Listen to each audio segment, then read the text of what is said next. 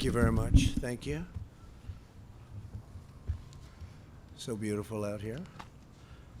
And thank you for joining us as we announce a massive and groundbreaking expansion in our testing capability for the China virus. And as you know, it's already setting records like nobody's ever seen before. Last week, we crossed a historic milestone when the United States conducted our 100 millionth test, far more than any other country, and not even close, actually. Second seems to be India, with 1.5 billion people, and the numbers would be probably at least 50 million more tests by us.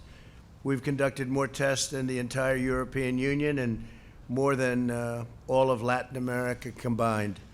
We're thrilled to be joined by Vice President Mike Pence, Secretary of Health and Human Services Alex Azar, Secretary of Education Betsy DeVos, hi Betsy, Administrator for the Centers for Medicine and Medicaid Services Seema Verma, and Admiral Jawar, who's done such an incredible job. Thank you, Admiral.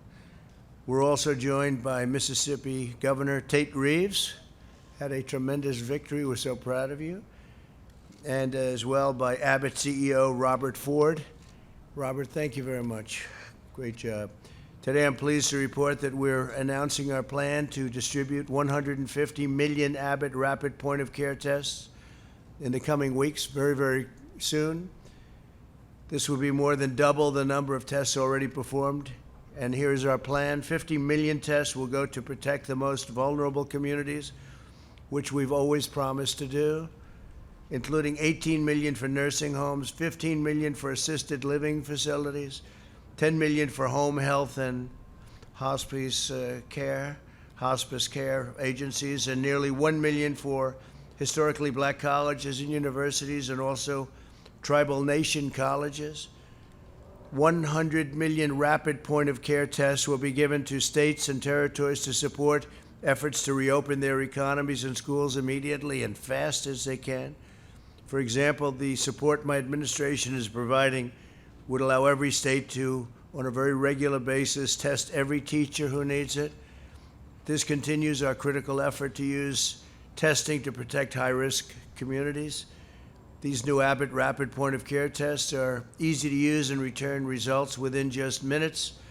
You'll have a result at a maximum 15 minutes. No machine is required to process them. So in the old days when we just started this, you remember we'd go out and we'd have to find these massive laboratories with tremendously expensive equipment. Now we're down to something that you'll see that is really from a different planet. I would like to ask Admiral Jawar to come up and demonstrate how these tests are performed. He'll do this very nicely, I think. Good luck. Hope you don't test positive.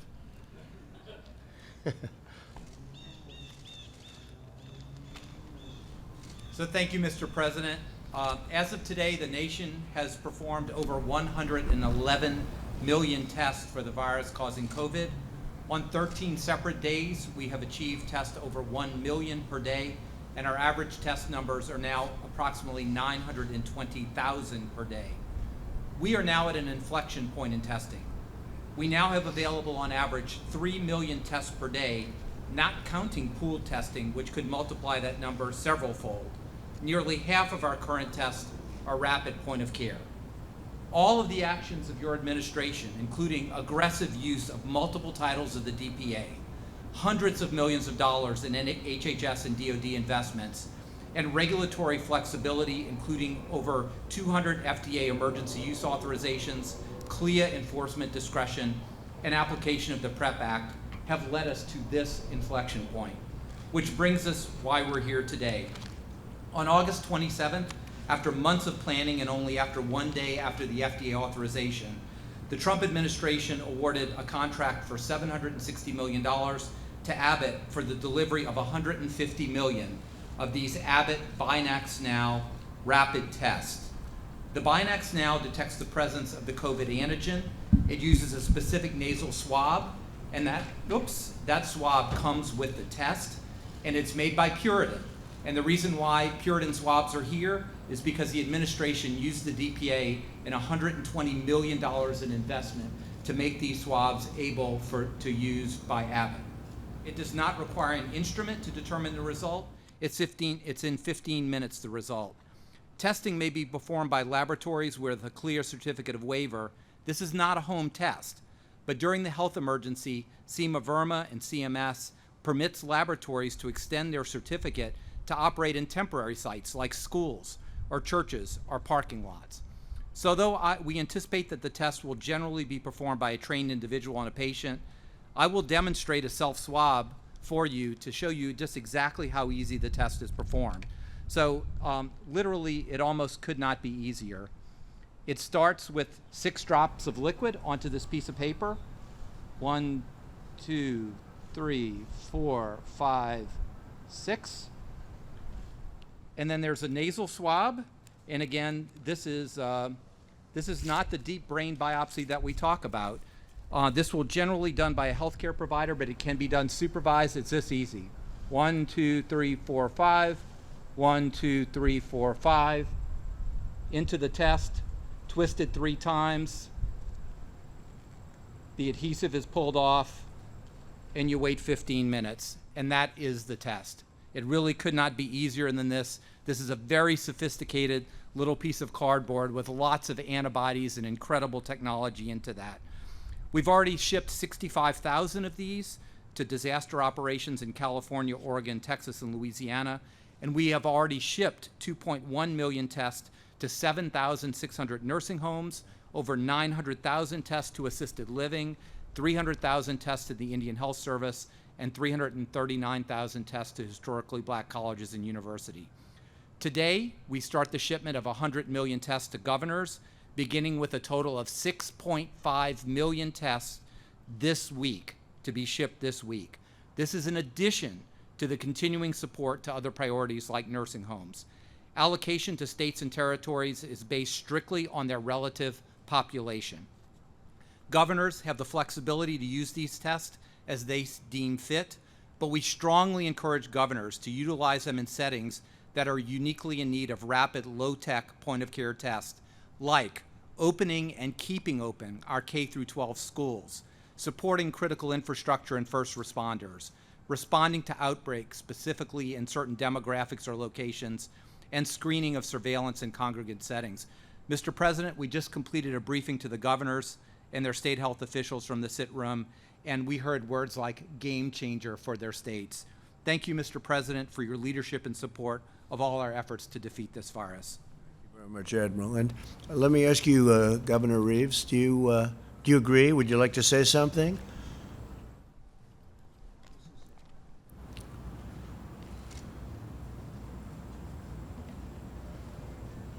Well, thank you, Mr. President, for your leadership through this pandemic and through this crisis. It was said by Republicans and Democrats alike earlier, this is a game changer. In our state of Mississippi, our K-12 schools have been open for 9 weeks. Our institutions of higher learning have been open for about the same. But while we have testing available now at least once a week in every county of our state, what this allocation is going to allow for us is we will have testing available for our K-12 teachers every single day going forward.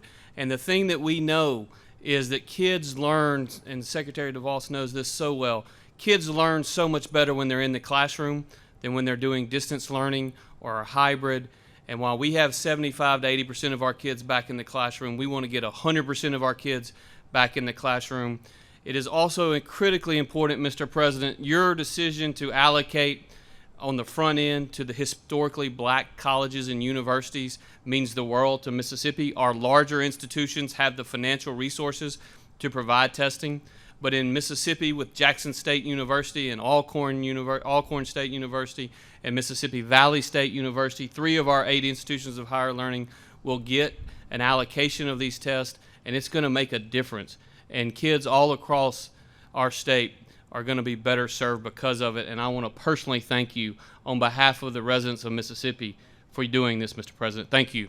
Thank you very much. Thank you, Ted. Great job. In a short period of time, my administration has built the most advanced testing system in the world. There's never been anything like this. When the pandemic struck, there were 0 tests for the China virus, but we've marshaled all of America's resources to achieve these unparalleled capabilities. We slashed red tape and approved emergency use authorizations for 243 type of tests. That's how many tests we have. I invoked the Defense Production Act and related authorities more than 100 times and distributed $171 million to expand testing production. We've done nearly twice as much testing per capita as France, Italy, and Germany, and over 6 times more testing per capita than South Korea. We've done far more than any other country, usually times 2, 3, 4, 5, or 6. We've performed nearly 40 million more tests than India, and by the end of next month, we will have over 100 million tests available in the market. More than half will be point-of-care tests. Those are the quick ones, and they're really the ones that have the best impact, with the results in less than 15 minutes. We've also prioritized resources for the most vulnerable, including nursing home residents. We delivered rapid testing devices to nearly 14,000 certified nursing homes. We opened over 1,000 community testing sites in low-income communities. Nobody could have done this. We invested an unprecedented $8 billion to help tribal communities have the tests and resources they need to combat the virus. And it's important to remember that as younger and healthier people return to work, and as we massively increase testing capacity, we will identify more cases and asymptomatic individuals in low-risk populations. This should not cause undue alarm. The total number of cases is not the full metric of success. Hospitalization capacity and mortality rates are far more instructive metrics. As we do more tests, you're going to have automatically more cases. We are relentlessly focused on protecting the vulnerable while enabling healthy Americans to go back to work. We can do both, as Florida, Arizona, and other states have recently shown. Over the last 8 weeks, hospitalizations have declined by 48%, and they've just reached the lowest point since March. It's a long time ago. Due to advances in treatment, the fatality rate has fallen 85% since April. Our excess mortality has been considerably lower than comparable countries.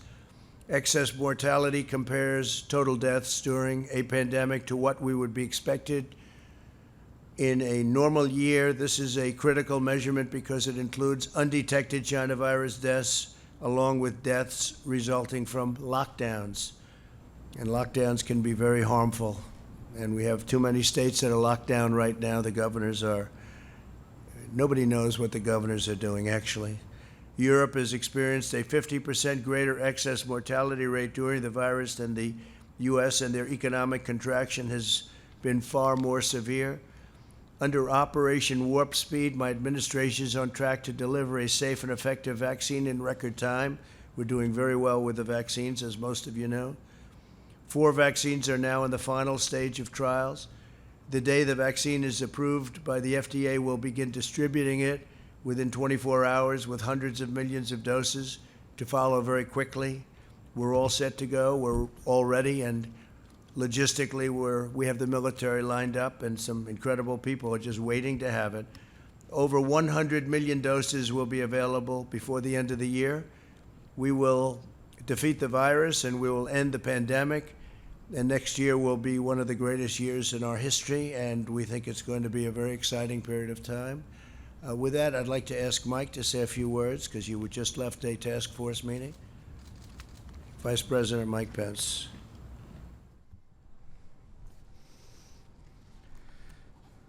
Thank you, Mr. President.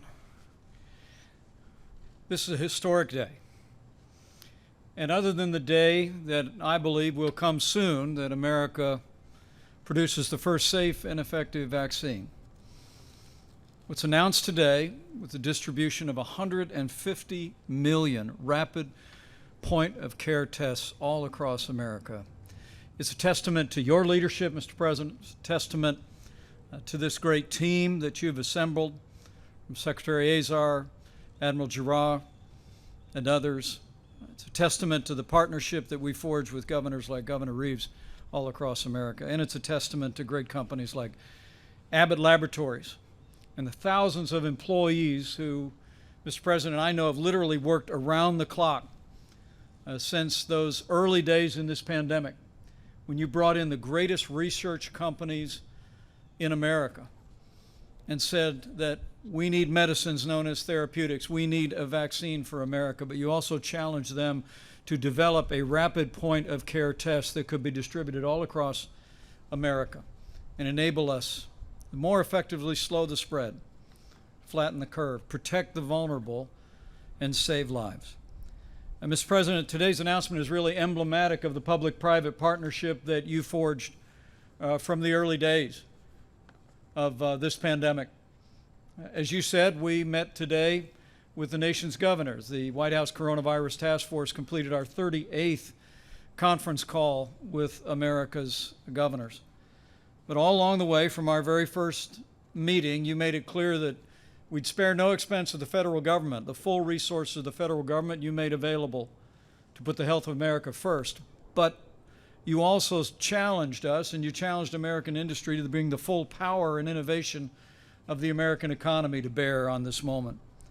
And whether it be PPE, where we forged a partnership to see to the delivery and the manufacture of hundreds of millions of personal protective equipment, whether it be how we started with 15,000 ventilators in the Strategic National Stockpile, and today in partnership with GE Healthcare, Ford, and General Motors, we have over 150,000 ventilators in the Strategic National Stockpile. Whether it be the extraordinary progress on therapeutics, remdesivir, convalescent plasma that are literally saving lives, or whether it be, as you reflected, Mr. President, on our steady progress toward achieving a safe and effective vaccine before the end of this year. It's been that public-private partnership that you've led that's made these advances possible. And on testing, the American people really deserve to know that when we began, as you said, Mr. President, it was literally a standing start. We didn't have information on the coding of the coronavirus until mid-February. But America's CDC labs and public health labs did their level best. By the end of February, we'd done less than 10,000 coronavirus tests. But as you just announced a few moments ago, last week we cleared 100 million tests all across the country. It's extraordinary. We have the capacity to do 3 million tests a day. It's a testament to American innovation and the leadership that you've provided. Also, Mr. President, we've delivered to nearly 14,000 nursing homes in America point-of-care tests already that are making it possible for us to really keep focus on the most vulnerable. As you know, only 8% of those who have contracted the coronavirus are in nursing homes, but 40% of those that have lost their life have been in nursing homes. And so we've surged those resources and surged them to vulnerable populations. But with the announcement today of this Abbott Laboratories Buy Next Now test, we began a process first announcing 50 million tests to go to our vulnerable communities, to go to minority communities, to Indian Health Services. But as we told all the nation's governors today, we begin the process this week of distributing 100 million tests to each state and territory in the country free of charge, so they can begin to deploy those tests on the priorities that the state has set. But Mr. President, given the extraordinary capacity that we have in testing today, we expressed a hope to all the governors today that they would particularly use these Abbott Binax tests to open up America's schools and to keep them open. And we heard about the enthusiasm of governors from both sides of the aisle about what this test will mean in helping to process the testing that will get our kids into school and keep our kids in school. And Mr. President, let me just close by saying we've passed through a challenging time in the life of this nation in 2020, and our hearts, and I know your heart, is with all the families that have suffered loss. But as you said, the cases are declining. Hospitalizations have been declining dramatically, particularly in the Sun Belt. In Louisiana, where not long ago 50 parishes had more than 10% positivity rate, now only 3 parishes are testing positive over 10%. Arizona was testing 20% positivity rate. Now it's less than 4% consistently. But with cases and positivity rising in 10 states, in the Midwest and the Near West, and with this historic advance in testing that's being distributed, 150 strong around the country, Mr. President, the American people should anticipate that cases will rise in the days ahead. But as we more readily identify those who've contracted the coronavirus, the American people can be confident because of this extraordinary and historic public and private partnership that you've forged, because of this whole of government approach. We're ready. As we proved through the outbreak in the Sun Belt this summer, we'll make sure that any community, any state that's impacted with rising cases, any school that's impacted will have the PPE, will have the supplies, will have the medicines. And as you said, Mr. President, we will continue at your direction our relentless drive toward achieving the first safe and effective vaccine so we can achieve the day that we once and for all put this coronavirus in the past. So, Mr. President, with thanks to our industry partners, thanks to this team, but thanks to you for your strong leadership. I hope for that day, and the American people can be confident. We will not rest, we will not relent until we put this coronavirus in the past. Thank you very much, Mike. Scott Atlas, would you say a few words, please, as to how we're doing and where you see us going, please?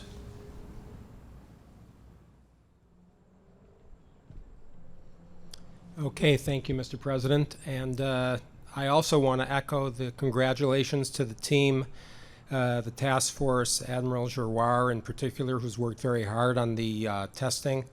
This is a remarkable day because we have state-of-the-art testing. This is not the typical point-of-care test even. This is new. This does not require any kind of machine. It's very rapid. And this is not one of those deep swab things that people are reluctant to use. So I think we're really making an advance here to do what testing is supposed to do, and that's to save lives. As the Vice President mentioned, we know that there are areas of the country that have more cases. This is to be expected with more social mingling.